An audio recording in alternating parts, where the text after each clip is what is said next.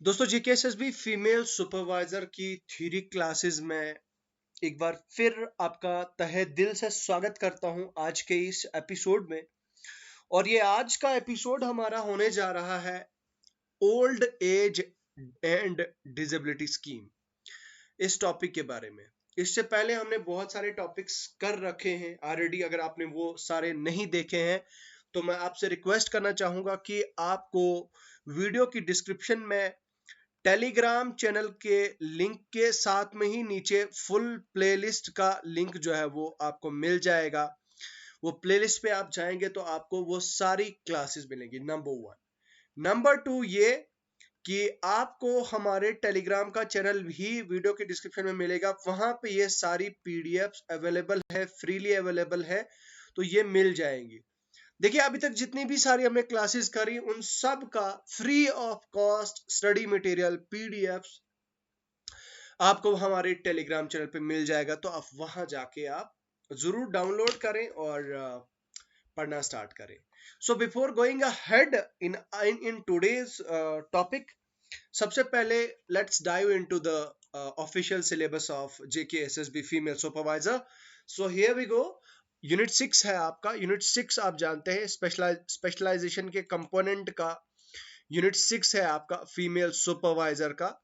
और इसमें आपको पता है कि ये आपका, मैंने आपको ऑलरेडी मैंने अपनी पिछली क्लासेस में भी कहा था कि ये जो मतलब 6 यूनिट का ये जो यूनिट 6 है, यूनिट 6 आपका 10 मार्क्स का है। तो भाई ये 10 नंबर बहुत बहुत बहुत ज्यादा इजी टू स्कोर है। ठीक है, इजी टू स्कोर। अगर आप थोड़ी ये स्कीम्स वगैरह ये सारी चीजें पढ़ के जाते हैं तो आई एम श्योर कि आप ये 10 के 10 नंबर आपको आ जाएंगे।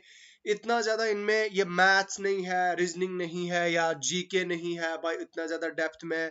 अब यहाँ पे वो पॉलिटी तो नहीं है कि पॉलिटी से कुछ भी उठा के पूछ लिया।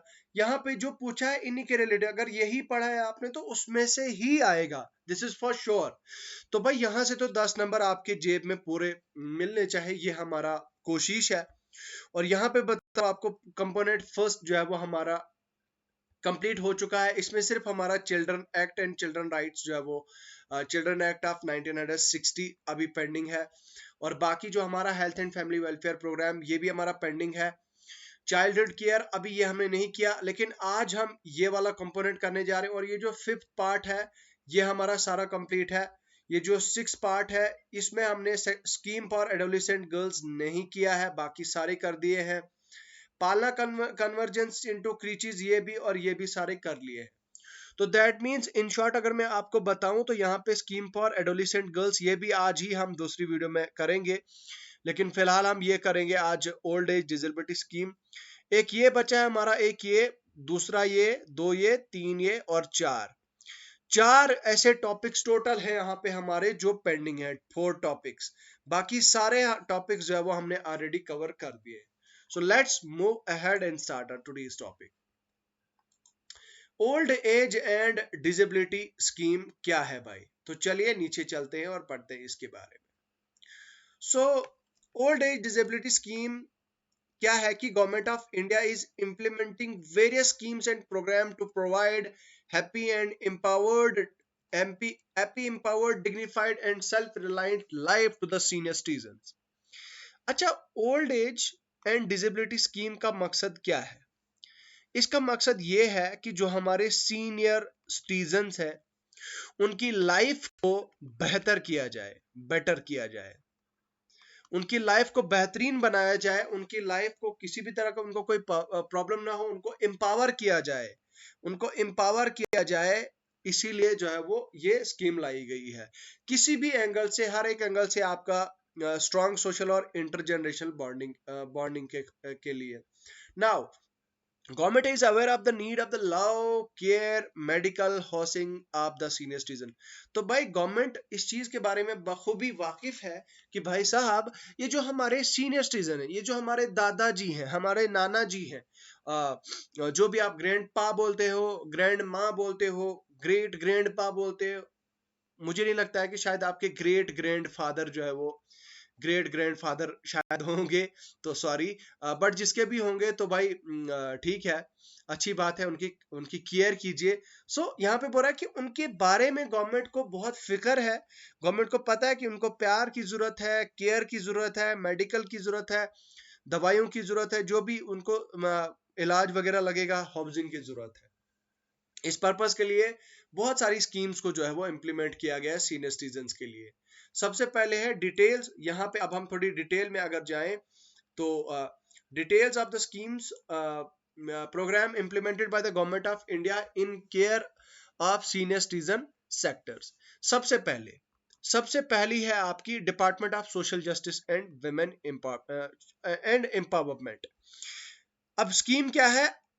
अटल वायु अभ्युदय योजना, AVYAY, अटल वायु अभ्युदय योजना। इसका मतलब क्या है कि future plan strategies target and maps. The plan takes care of the top 4 needs of the senior citizen with financial security, food, healthcare, and human interaction, life dignity. It also includes the facets of safety, protection, and general well-being of the early beginning, from awareness generation and sensitization of society.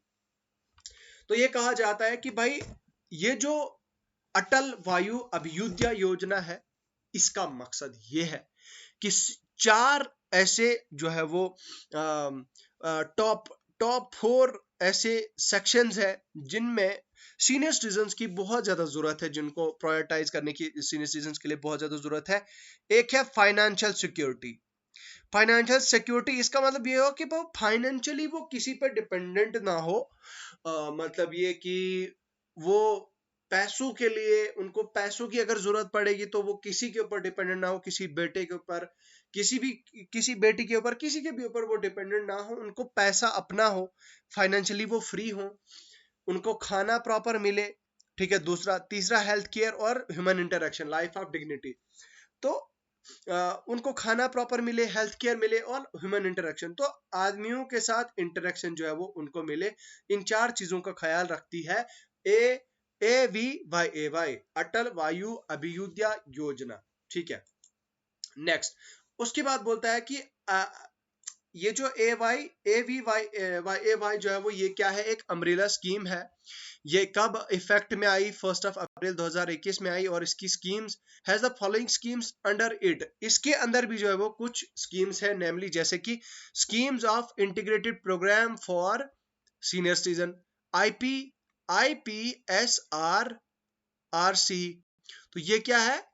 Integrated program for senior citizen, setting up of homes to improve the quality of life of the senior citizen, setting up of homes to improve the quality of life. देखिए, इसका मतलब यह है कि scheme of integrated program of senior citizen का मतलब यह है कि भाई घर बना, setting up of homes to improve the quality, भाई होम्स, घर बनाना, ताकि सीनियर सिटीजन की जो है वो क्वालिटी ऑफ लाइफ को इंप्रूव किया जाए, specially indigent senior citizen, by providing amenities like shelter, food, medical care and entertainment opportunity by encouraging productive and active aging। देखिए, आप जानते हैं कि वो सीनियर सिटीजन्स जिनका कोई आगे नहीं होता, या मान लीजिए जिनके बच्चे जो है वो उनको छोड़ देते हैं, उनको अब आगे ना पीछे कोई होता है, तो उन लोगों की केयर करने के लिए, उन लोगों को घर देने के लिए, शेल्टर देने के लिए, खाना देने के लिए, उनकी केयर करने के लिए जो है वो IPSRC जो है वो लाया गया, integrated program for senior citizen. तो ये है जो है वो इसके अंदर। अब state action plan for senior citizen, SAPSRC, इसका क्या मकसद है? इसका बोल रहा है कि गवर्नमेंट ऑफ इंडिया जो है वो एक मेजर रोल प्ले कर रही है इसको इम्प्लीमेंट करने की, action plan for the welfare of the, अच्छा, सीनियर सिटीजन की बेनिफिट के लिए, वेलफेयर के लिए गवर्नमेंट ऑफ इंडिया इस पे काफी ज्यादा काम कर रही है, इस चीज को तरजीह दे रही है। Each state is expected to plan and strategize taking into account their local consideration and framed their own state action plans for the welfare of the senior citizens। असल में ये बताया जा रहा है कि भाई ये जो स्टेट एक्शन प्लान है, फॉर सीनियर सिटीजन, ठीक है। इसके लिए सेंट्रल गवर्नमेंट क्या करती है कि स्टेट गवर्नमेंट्स के साथ कोऑर्डिनेट करती है और स्टेट गवर्नमेंट को प्रॉपर जो है वो स्ट्रेटेजाइज करती है कि भाई प्रॉपर प्लान किया जाए कि सीनियर सिटीजन्स को जो है वो प्रॉपर चीजें प्रोवाइड करी, प्रॉपर उनकी हेल्प की जाए और हर एंगल से जो है वो उनको किसी भी तरह से जो है वो सफर ना करे, उनको इस चीज का बेनिफिट मिले। उसके बाद बोल रहा है कि वायुश्री राष्ट्रीय वायुश्री योजना, इसका जो है वो इसका मकसद क्या है, फिजिकल एड्स प्रोवाइड करना है and assisted live living devices to the senior. अच्छा, इस स्कीम का मकसद क्या है कि भाई फिजिकल एड्स जैसे कि देखिए, मान लीजिए कोई सीनियर सिटीजन है जो चल नहीं पाता है, तो उसके लिए एक प्रॉपर जो है वो एक एक मोटी सी स्टिक होती है, एक लाठी होती है, ठीक है। किसी को आई में प्रॉब्लम होती है तो भाई उसको चश्मा प्रोवाइड करते हैं। हाँ, कोई चल नहीं पाता है तो उसको व्हील चेयर देते हैं, ठीक है।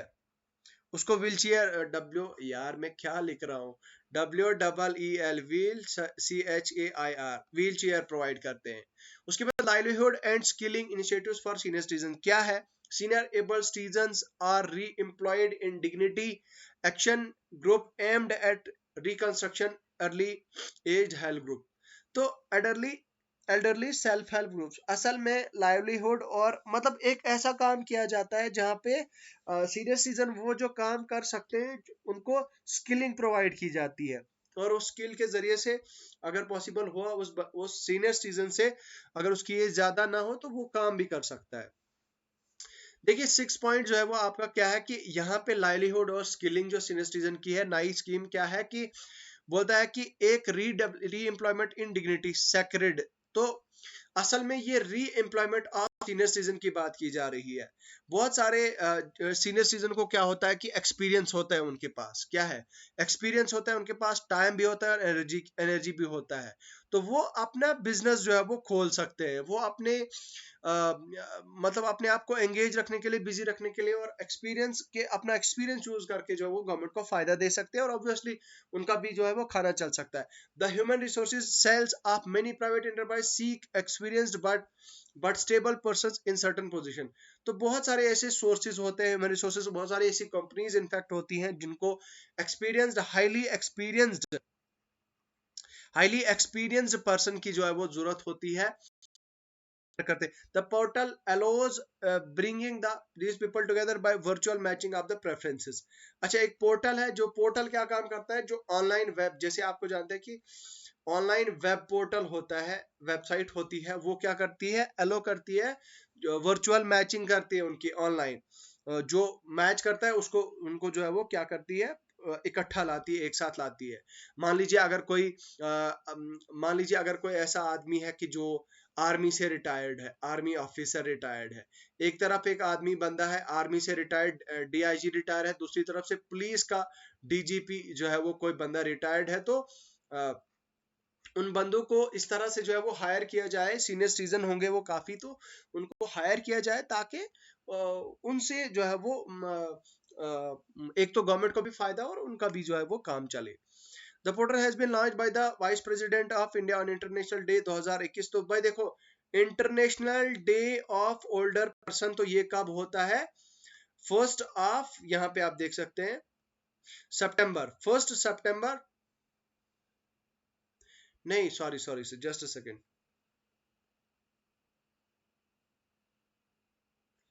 1 अक्टूबर 2021, ये कब हाँ, 1 अक्टूबर को जो है वो उनको ये लॉन्च किया गया, इस पोर्टल को जो है वो लॉन्च किया गया by vice president of India, ठीक है, 2021 में। तो इसको कब किया गया, अब आपको एक चीज तो यहाँ से पता चल गई कि international day of older person कब होता है, वो होता है आपका 1 ऑफ अक्टूबर में होता है, ठीक है, okay. Now, action grouped aimed at social reconstruction. AGRASR. अगर सर ग्रुप्स क्या है, elderly self help groups. The senior citizen are encouraged to form self help groups आप देखिए सीनियर सिटीजन को जो है वो इनकरेज किया जाता है कि आप सेल्फ हेल्प ग्रुप मतलब बनाएं, जिनको एक प्लेटफॉर्म मिले to share time constructively with each other to attain financial assistance under the scheme SHG active group aimed at social reconstruction. अच्छा, मतलब इनको ये भी इस चीज के लिए भी जो है वो मोटिवेट किया जाता है, इनको इस चीज के लिए जो है तैयार किया जाता है कि वो सेल्फ हेल्प ग्रुप बनाए, और उससे क्या होता है कि एक दूसरे के साथ वो सीनियर सिटीजन क्या करें, इंटरेक्ट करें, और इंटरेक्ट करने के जरिए से क्या होगा कि ताकि उनकी एक तो फाइनेंशियल असिस्टेंस भी हो जाएगी और दूसरी जो है वो उनका ऑब्वियसली उनकी लाइफ भी बेटर हो जाएगी। ठीक है, assistance under the scheme to self-help group will be independent of the assistant under assistance scheme of ministry, and SSG can avail assistant under any one or more scheme। तो इस self help group के जरिए से भी जो है वो उनको स्कीम्स के जरिए से उनको असिस्टेंट मिल सकता है, असिस्टेंस दिया जा सकता है, और वो एक या एक से ज्यादा स्कीम का फायदा उठा सकता है, लाभ।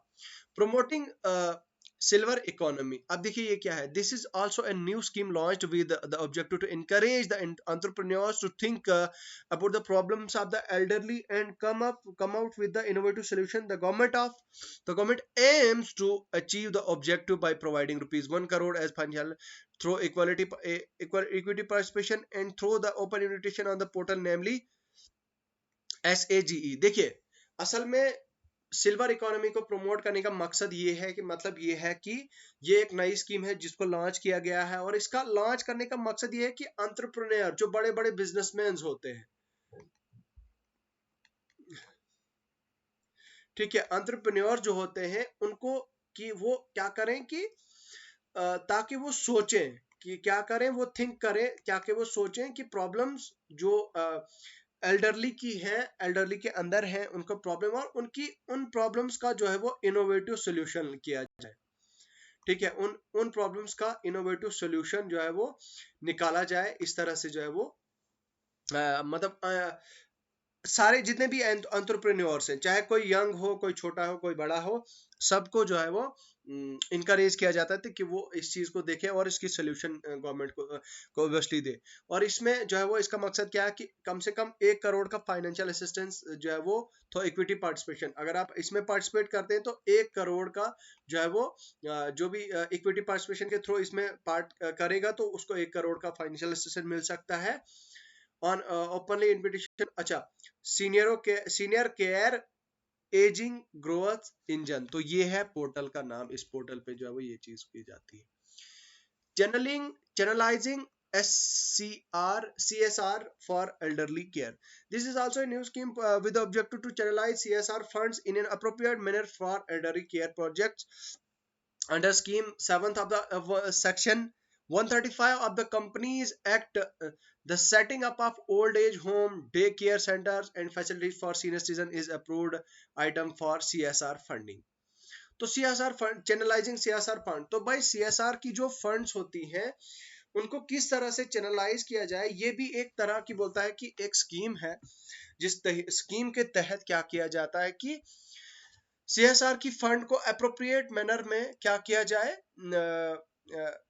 चैनलाइज किया जाए फॉर एल्डरली केयर प्रोजेक्ट। तो मतलब जो एल्डरली पर्सन्स होते हैं उनकी केयर के लिए जो प्रोजेक्ट्स लॉन्च किए जाए, ठीक है, तो उसके लिए उसको चैनलाइज कराने के लिए इसको लॉन्च किया गया। इसके अंडर क्या हुआ कि section 7th of the 135 companies act के तहत ओल्ड एज होम सेट करना, डे केयर सेंटर सेट करना और फैसिलिटी सीनियर सिटीजन को प्रोवाइड करना, ये एक अप्रूव्ड आइटम है किसके लिए, CSR फंडिंग के लिए। Okay, schemes for awareness generation and capacity building for welfare of senior citizen। तो भाई स्कीम क्या है, scheme for awareness generation and capacity building for welfare of senior citizen. तो कंपोनेंट जैसे कि national helpline for senior citizen, research awareness sanitisation for the welfare of the senior citizen, spread awareness and sanitising. अच्छा, असल में यहाँ पे बताया जा रहा है कि एक हेल्पलाइन जैसे कि नेशनल हेल्पलाइन सीनियर सिटीजन के लिए रिसर्च, अवेयरनेस और सेंसिटाइजेशन, ये जो है वो किसके लिए किया गया? Spreading awareness and sensitising the youth and other helplines of the society toward the issues related to the elderly. The national helpline elderly with the toll free number, this has been dedicated to the country by Vice President of India on International Day of IDOP. अच्छा, IDOP के दिन भी ये इस चीज को यहाँ पे इस चीज को लॉन्च किया गया वाइस प्रेसिडेंट के द्वारा, और इसका मकसद क्या था कि अवेयरनेस जो है वो प्रोवाइड करी जाए for the welfare of the senior citizen. जैसे उसमें सीनियर सिटीजन की एक प्रॉपर जो है वो रिसर्च की जाए सीनियर सिटीजन के बारे में। कोई यूथ अगर है वो प्रॉपर उनके बारे में रिसर्च करे कि उनको क्या क्या ऐसी प्रॉब्लम का सामना करना पड़ता है, क्या क्या उनको फैसिलिटीज प्रोवाइड होनी चाहिए, बेसिक कम्युनिटीज, क्या क्या उनको जो है वो डे केयर फैसिलिटीज होनी चाहिए। वो सारी चीजें जो है वो आपको क्या करनी है कि उस चीज के बारे में रिसर्च करनी है, और उसके बाद जो है वो आपको उसका प्रॉपर फीडबैक देना है। और इससे जो है वो एक और हाँ, एक national helpline number, toll free number ये दिया हुआ है 1457। ये पूरी कंट्री को डेडिकेटेड है। तो इसको डेडिकेट किसने, ये कब किया गया? ये international day of old person, ये 1 अक्टूबर 2021। राष्ट्रीय वायुश्री योजना, इसका मकसद क्या है कि फिजिकल एड्स, ये तो मैंने ऑलरेडी आपको बताया। उसके बाद स्कीम ऑफ राष्ट्रीय वायुश्री योजना, इसका मकसद ये है कि जो हमारे सीनियर सिटीजन हैं उनको एड्स प्रोवाइड की जाए, जैसे कि वॉकिंग स्टिक्स, चलने वाली स्टिक्स, एल्बो क्रचीज। अब देखिए कोई चल नहीं पाता तो उनको वॉकर्स की जरूरत होती है, ट्राइपॉड्स, हियरिंग एड्स की जरूरत होती है, कोई सुन नहीं पाता है तो उसको हियरिंग एड्स की जरूरत पड़ती है। मैंने आपको ऑलरेडी बताया व्हील चेयर्स, आर्टिफिशियल डेंचर्स जो है वो उनको जरूरत पड़ती है। अच्छा, उनको स्पेक्सिस जो है वो जरूरत पड़ती है, स्पेक्टिकल्स जरूरत पड़ती है, ठीक है। Free of cost to senior citizen belonging to the BPL category who suffer from the, अच्छा, एज ए लो, जिन भी सीनियर सिटीजन को ये प्रॉब्लम होती है, चल नहीं पाते हैं, देख नहीं पाते हैं, कुछ बोल नहीं पाते हैं प्रॉपरली, मतलब उनको डिजेबिलिटीज होती है, ये सारी प्रॉब्लम अगर उनको होती है तो भाई उनके लिए ये सारी चीजें जो है वो फ्री प्रोवाइड की गई। लेकिन किन के लिए? सबके लिए नहीं है, सिर्फ BPL, below poverty line category के ओल्ड सीनियर सिटीजन को। इसको रिवाइज किया गया फाइनेंशियल ईयर 2020 और 21 में। Under this revise scheme the criteria of selection of beneficiaries have been extended to include not only those belong to BPL but also whose monthly income is not more than 15,000। अच्छा, वो senior citizen जिनकी 15,000 से ज्यादा मान लो pension नहीं है या income नहीं है, तो उनको भी जो है वो इसमें इंक्लूड की जाए। बीपीएल कैटेगरी वालों को भी, और बीपीएल कैटेगरी के वालों के साथ जो है पेंशन वालों को भी इसमें डाल दिया जाए, लेकिन 15,000 से ज्यादा उन सीनियर सिटीजन की पेंशन ना हो, इस चीज का ये बताया गया है।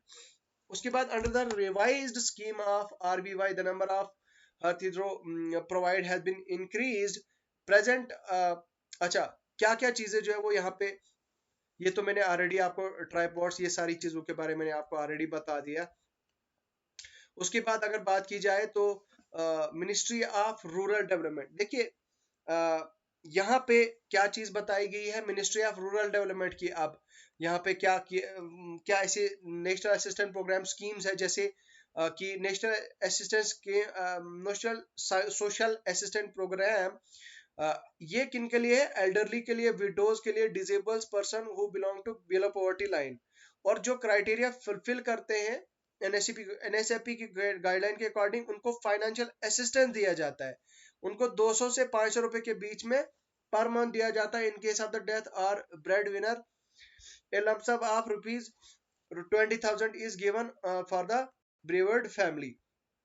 तो मान लीजिए अगर कोई ओल्ड पर्सन है जिसका कोई बच्चा मर जाता है, कोई मतलब वो खाना मतलब वो जो घर का सारा खर्चा चलाता था, अगर वो गुजर जाता है तो इस एल्डरली पर्सन को गवर्नमेंट 20,000 रुपया जो है वो प्रोवाइड करेगी as financial assistance, lump sum assistance जो है वो, ताकि वो अपनी फैमिली का वो चला पाए। Indira Gandhi national old age pension scheme, IG IGNOU IGNOU apps, इसका क्या है कि भाई कम से कम ₹200 की पेंशन एल्डरली एज्ड पर्सन को दी जाए 60 से 79 ईयर्स के बीच में, जो बीपीएल कैटेगरी से बिलोंग करते हैं, और पेंशन जो है वो increases 500 per month upon attaining the age of 80। अब मान लो अगर 80 साल के ऊपर कोई एल्डरली पर्सन है तो उनको पर मंथ 500 जो है वो 500 पर मंथ प्रोवाइड किया जाएगा।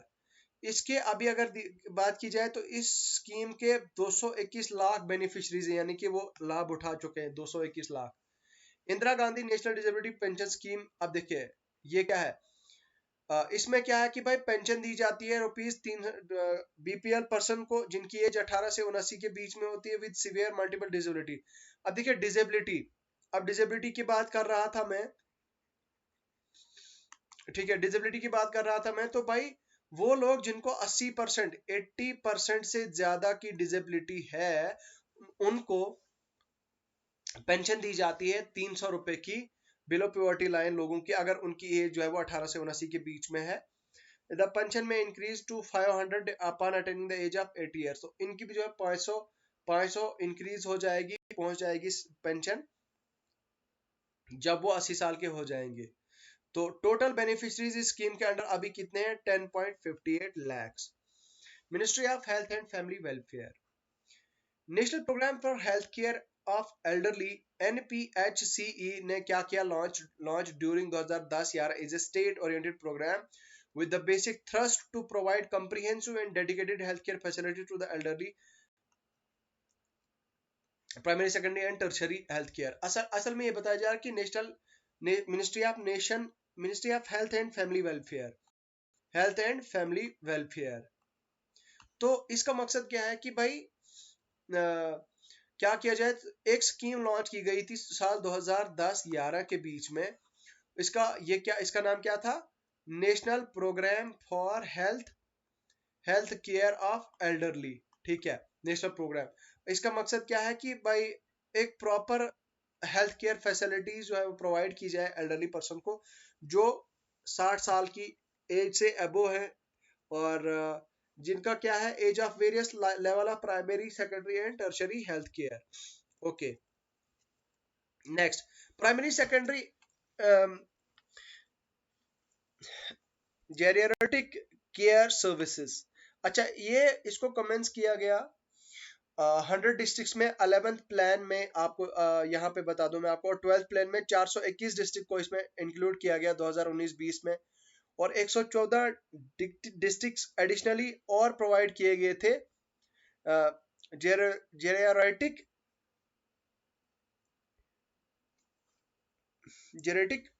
ओपीडी, ठीक है, IPD, physiotherapy and lab services. तो ये सारी चीजें जो है प्रोवाइड की गई 421 2019-20 के एंड में, और 10 embedded geriatric wards, physiotherapy and laboratory services ये भी जो है वो प्रोवाइड की गई from the 12th action plan के according. Tertiary level of NPHC, इसका नाम क्या है? इसको रीनेम किया गया राष्ट्रीय वर्षी जन स्वच्छता योजना साल 2016-17 में। 19 regional geriatric centres in selected medical colleges of 18 states are sanctioned for tertiary care under the NHPC and in the form of NPHCE 30 wedded bar। तो ये सारी चीजें जो है वो ये कब हुई? 2016-17 में। ओपीडीज प्रोवाइड किए गए स्पेशलाइज, उनमें बेड स्पेशलिटीज, अच्छा ऑर्थो ऑप्थेमोलो, और ये सारी चीजें जो है वो प्रोवाइड करी गई। उसके बाद 2 नेशनल सेंटर फॉर एजिंग, तो 2 नेशनल सेंटर फॉर एजिंग क्या है कि ये इसको डेवलप किया गया है excellence for geriatric care services, 200 bedded NCA at Madras medical college. उसके अलावा चेन्नई में भी डेवलप किया गया है, ठीक है, COVID war another NCA at AIIMS. New Delhi advance state of cooperation में भी OPD services are expected to initiate October by, तो वो एक्सपेक्टेड वेर, यहाँ पे इसको एक चीज करें कि were expected to initiate by 2021।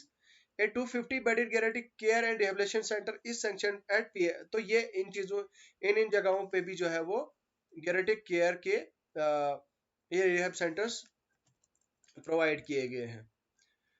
Okay अच्छा, daily genetic OPD services provided with this, तो ये भी आप देख सकते हैं यहाँ पे 3111 CHCs और 10,180 प्राइमरी हेल्थ सेंटर प्रोवाइड किए गए। उनके अंदर स्पेशल ओपीडी 18 RGCs प्रोवाइड किए गए। Laboratory services being provided 539 to 408 CHCs। ठीक है,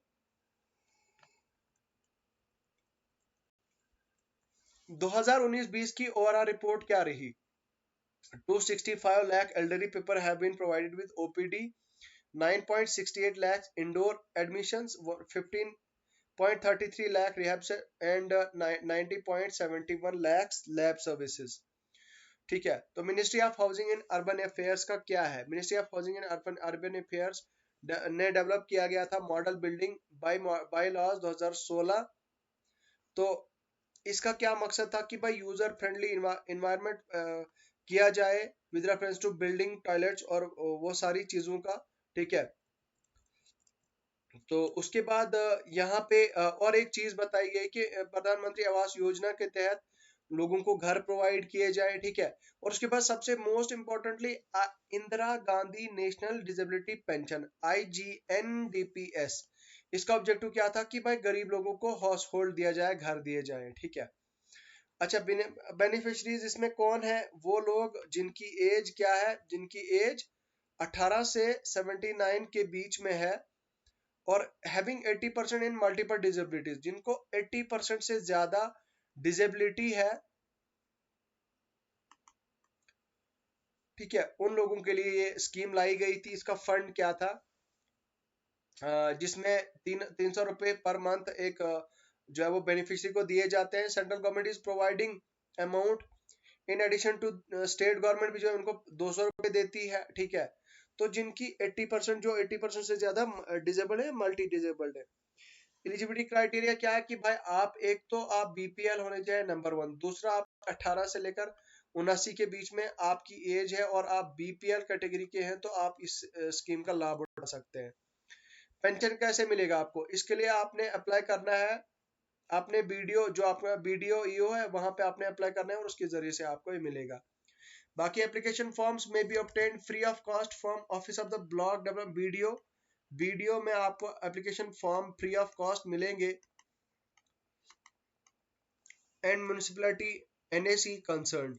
ठीक है, उसके बाद सब कलेक्टर सैंक्शंस। अच्छा, जो आपका सब डिविजनल ऑफिसर होता है वो सैंक्शन करता है pension in the favour of beneficiaries on the recommendation of BDO.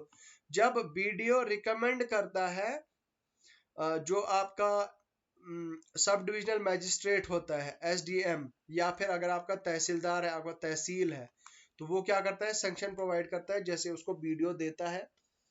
The eligible applications are being sanctioned on the first come first service basis। ठीक है, जैसे ही आपको मतलब आप एलिजिबल पाएंगे कि आपको ये स्कीम आप इसका लाभ उठा सकते हैं, तो सबसे पहले आपको ये मिल जाती है। अकॉर्डिंगली आपके बाद जो दूसरा आता है उसको मिल जाती है। उसके बाद सैंक्शनिंग अथॉरिटी, तो सब कलेक्टर जो है वो इस चीज को सैंक्शन करता है on the recommendation of BDOs. Okay, mode of payment, payment जो है वो आपकी beneficiary shape of cash GP at headquarters on the fix date 15th of each month. ठीक है, तो 15 तारीख 15th ऑफ एवरी मंथ को ये प्रोवाइड किया जाता है। ट्रांसपेरेंसी क्या है? Distribution of beneficiaries list in the block office and GP office. Okay, so ये था हमारा आज का सेशन आपके old age and disability scheme के बारे में। उम्मीद करता हूँ मेरे दोस्तों आपको ये आज का सेशन पसंद आया होगा, और मैं आपसे ये भी उम्मीद लगाए बैठा हूँ कि आप मेरी इस वीडियो को ज़्यादा से ज़्यादा लोगों तक शेयर करेंगे। ज़्यादा से ज़्यादा लोगों के साथ शेयर करेंगे तो ऑब्वियसली बात हमें भी मोटिवेशन मिलता है जब ज़्यादा से ज़्यादा लोग लाइक करेंगे। आप लोगों के लाइक से जो है वो बहुत ज़्यादा मोटिवेशन मिलता है, तो आप प्लीज़ लाइक किया कीजिए। चलिए अभी के लिए और आज के लिए फ़िलहाल इतना ही है, मुझे दीजिए इजाज़त। खुदा हाफिज़।